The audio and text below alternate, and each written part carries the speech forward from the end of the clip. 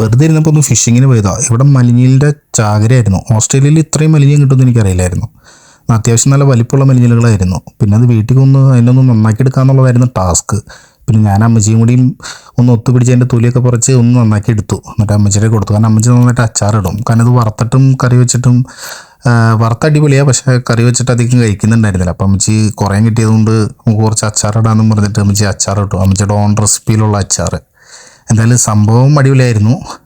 അച്ചാർ എങ്ങനെ ഇടണേന്നുള്ളത് അമ്മച്ചി തന്നെ പറയും. അമ്മച്ചി എന്നാ പരിപാടി? മീൻ അച്ചാറിടുന്നു. തോട്ടിൽ പോയി 2 മീനെ പിടിച്ചോളൂ. അപ്പൊ അതിനെ വറുത്ത് നന്നാക്കി എടുത്തിട്ട് വറുത്ത് നന്നാക്കി എടുത്തിട്ട് ഇഞ്ചി, വെളുത്തുള്ളി, പച്ചമുളക്, കരിവേപ്പിന്റെ ഇല ഇതെല്ലാം കുറച്ച് മിക്സിയിലിട്ട് അടിച്ചെടുത്തിട്ട് കുറച്ച് വെളുത്തുള്ളി അങ്ങനെ മുഴുവൻ ഇടും. പിന്നെ കരിയാമ്പൂവ്, കറുകപ്പട്ട, ഏലക്കായ, പിന്നെ കുരുമുളക് ഇതെല്ലാം കൂടി പൊടിച്ചെടുക്കും. മീൻ വറുത്ത് വാങ്ങി വെച്ചിട്ട് അത് മാറ്റിയിട്ട് വേറെ എണ്ണയിൽ ഇതൊക്കെ ആക്കിയിട്ട് അച്ചാറാക്കി. എന്ത് മീനാ? മീന്റെ പേരെന്തിട്ടാ?